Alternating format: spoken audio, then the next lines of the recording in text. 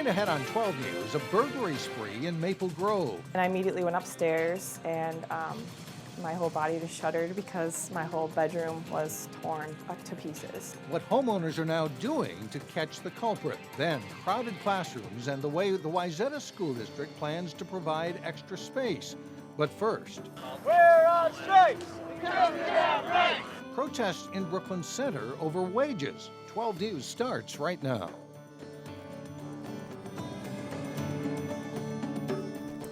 On a day Walmart CEO steps down, 3 of its workers in Brooklyn Center walk out. And the women say they're doing it to protest low wages and poor treatment. Renee Bonneau was there when the workers rallied with supporters. Renee? Mike and Alex, supporters included Congressman Keith Ellison, a coalition of faith, labor, and community groups, as well as Walmart workers from other cities, all asking for better pay and more respect. What do we want? Fair wages! When do we want it? Now! Braving the cold, this group raised signs and their voices, not just to protest, but to lend support.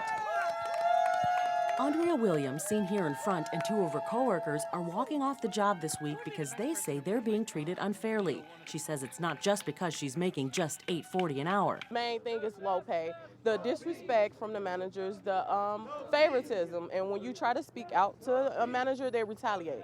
Either, like I said, by cutting hours or any little thing. Who's Walmart? Our Walmart! The rally was organized by a national group called Our Walmart, which says it's fighting for Walmart workers' rights. But supporters say their message goes beyond one company. This is not just this Walmart or just this community. This is a low-wage problem that is hurting the entire nation. A job can change your life, and this definitely has changed my life. Merchandise supervisor Brian Cedrella says he knows what it's like to make a low wage at Walmart, but says he wasn't at low wages for long. I started off at $5 an hour 22 years ago.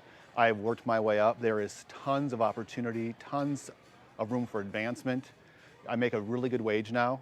I live a good life. I've got great benefits, health and 401k, and it's been good to me. Walmart spokesman says Cedrella isn't the exception. Our average wage for hourly full-time associates is $12.83 an hour.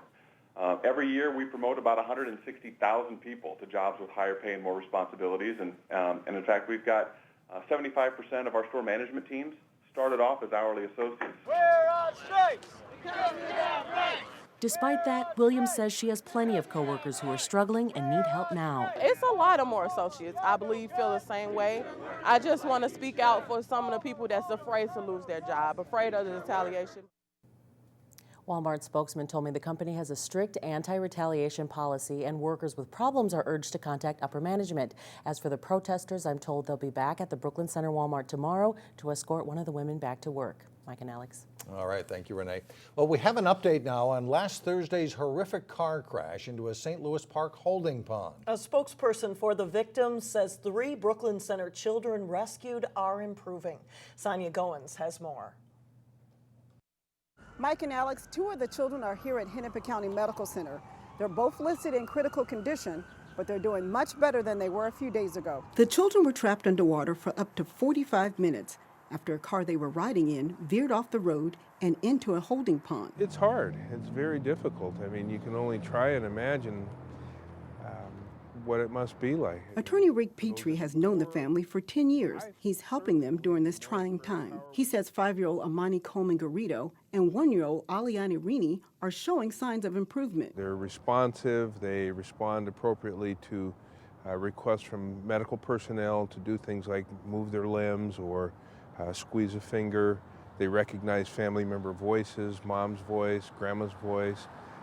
So they're still showing signs of improvement, but we still have a long ways to go. 6-year-old Zahari Rini is at Amplex Children's Hospital. My understanding is that the child continues to make improvements, but still in critical condition. 2 children didn't make it.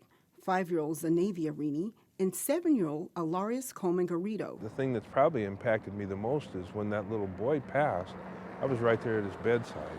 His mother and his father, yeah. 23-year-old Marion Garrido was driving the car. She and other family members are keeping vigil over the children. The more prayer power we can have and the more love that's sent this way, the better those kids have a chance of recovering. In Minneapolis, Sonia Goins, 12 News. There is a fund to help the family cover medical expenses and funeral costs. If you'd like to help, you can go to our website. It's 12.tv. So far, more than $15,000 has been raised. After a series of burglaries in a newer section of southwest Maple Grove, homeowners are raising reward money for information leading to an arrest. There have been 8 burglaries in 3 months.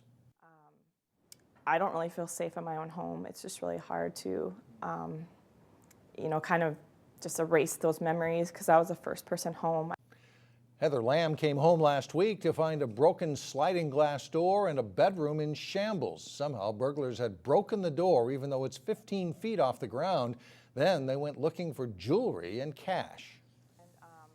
The robber didn't take anything or go anywhere else in our house except for our master bedroom. Completely ransacked it, stole all our valuables and money that was in there. Police say what's unique about these cases is that the burglars bypass other valuables to get to the jewelry. And police urge residents to call 911 if they see anything suspicious or call Crime Stoppers if you have information. The attorney for Maxit Pawn in Crystal says the company will start serving its license suspension for code violations on Friday. The Crystal City Council voted to suspend the company's pawn license for 30 days. It also approved a $1,000 fine. The attorney for Maxit Pawn says the company negotiated an agreement with the city. Under the agreement, Maxit Pawn will be closed 2 days a week for the next 15 weeks. The penalties come after Crystal police said Maxit Pawn failed 29 out of 50 compliance inspections. Compliance is important so police can track stolen merchandise. School districts are gearing up for a new state law that funds free all-day kindergarten. But that law has created a practical concern. Some schools don't have enough space. Delane Cleveland shows us how the schools in the Wayzata district are dealing with a space crunch. Did you write your name the kindergarten way with a capital letter at the beginning and then the rest lowercase? Kindergarten is where children learn social interaction. Will you turn to a neighbor and say, howdy? Howdy. And are exposed to the world of academics. So words and pictures. Ashley Gibbs loves teaching kids at this level. They really eat up everything that you say. Their eyes are bright all the time.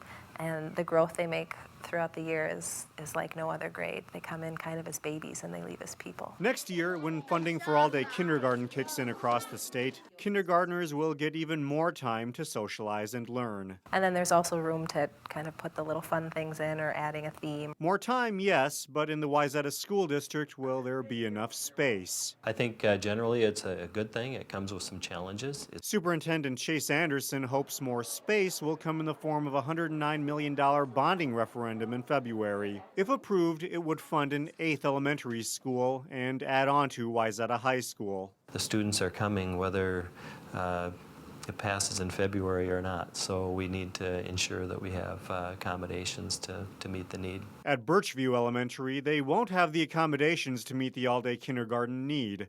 So the plan is to move kindergarten classes to nearby Central Middle School for the next 2 years. In some ways, even though it's not the elementary school building, it's somewhat of a neighborhood school. Okay, eyes back this way. Kindergartners at Plymouth Creek had to spend all of last year at the middle school due to space issues. It could have been a train wreck, and it really wasn't. The older students, it kind of seemed as though they felt this sense of responsibility to take care of them. A positive consequence for a district figuring out how to deal with a population boom. In Plymouth, Delane Cleveland, 12 News.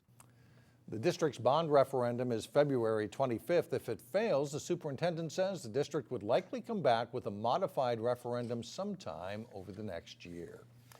Coming up, old electronics help to rebuild lives in Golden Valley. We'll explain up next in Business Matters. And then a little bit later, Wayzata battles Edina for the championship in the Channel 12 Turkey Trot Hockey Tournament. But first, remember the chill of Saturday? It's coming back. Brace yourself for a bitter cold Tuesday.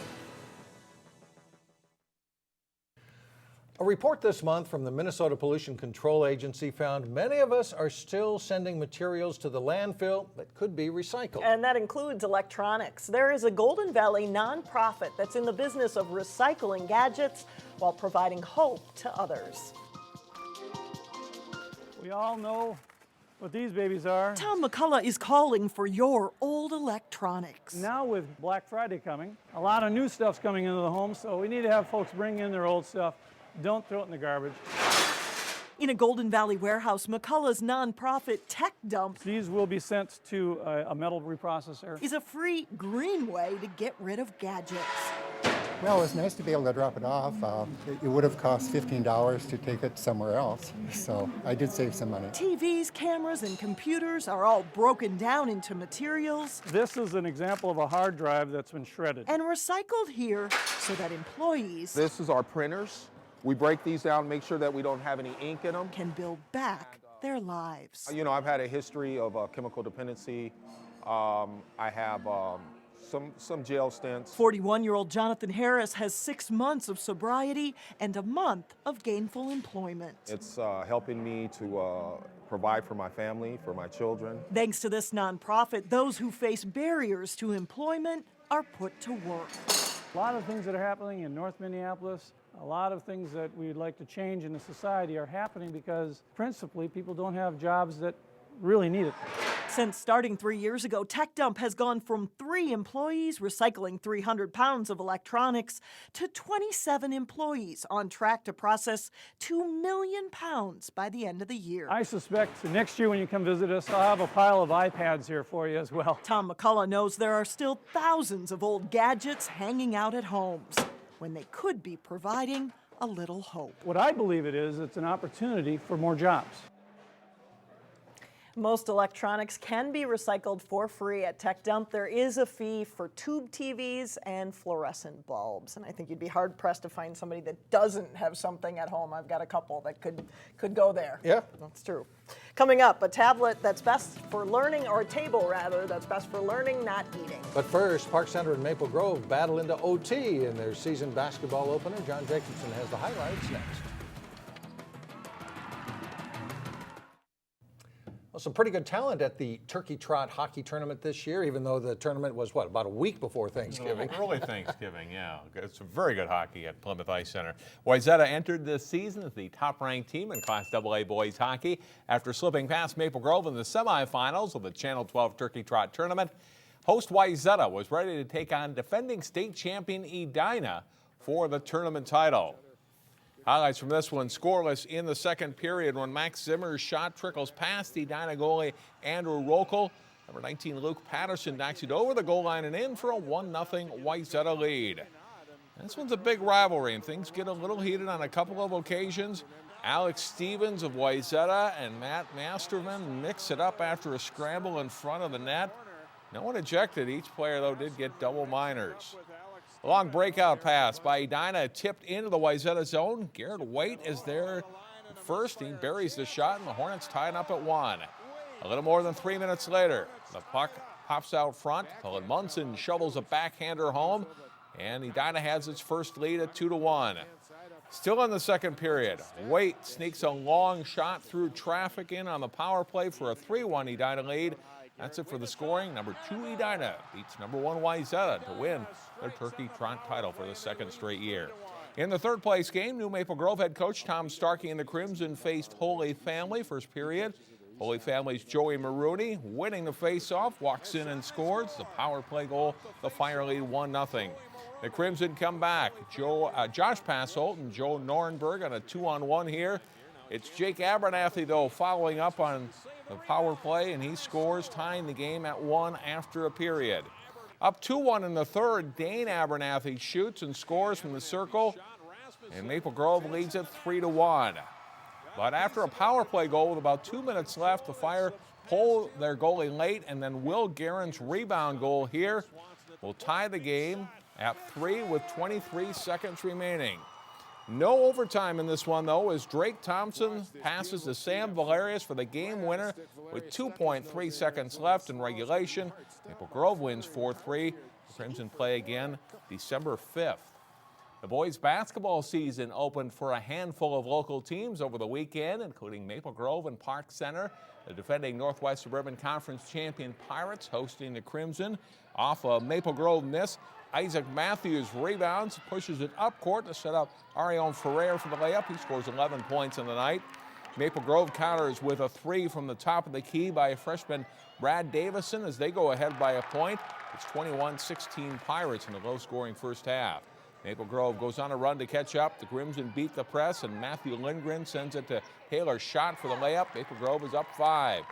Late in the game, Matthews steals the pass in the Crimson backcourt, drives and sets up Wright for the layup to give PC the lead back, and ends up tied 46 all through regulation.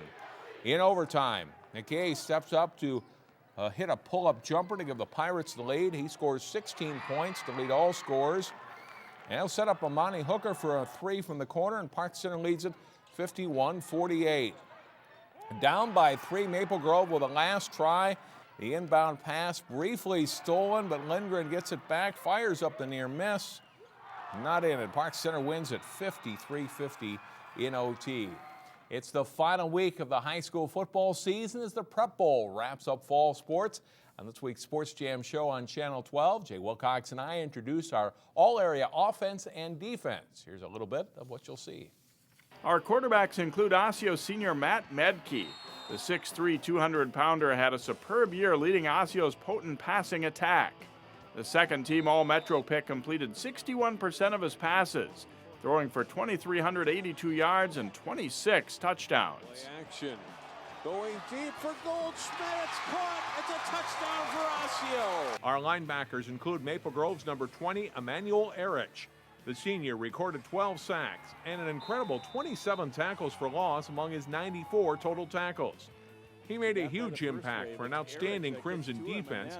Emmanuel is a 2-time All-Northwest Suburban Conference player.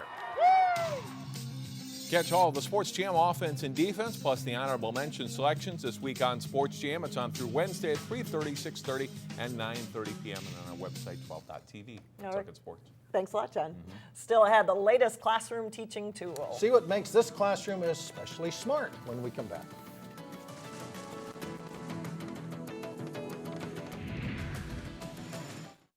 Well, finally, forget the era of wooden desks that could give you a splinter. And today we have desks that engage your mind. It is the latest learning tool at Basswood Elementary in Maple Grove. These are smart tables, sort of like large iPads on legs. Basswood students started using them this year. Today, first graders use them to learn shapes and arithmetic, and learning isn't the only benefit. The goal of them is to solve a problem, figure out how to touch a new screen. I don't know how much longer we'll have keyboards and mice. So just to interact with the board, sharing their ideas, team building, really, on a concept. The smart tables were funded by the Basswood Elementary PTO. And that does it for us. Thanks so much for joining us. We'll see you back here again tomorrow. Have a good day.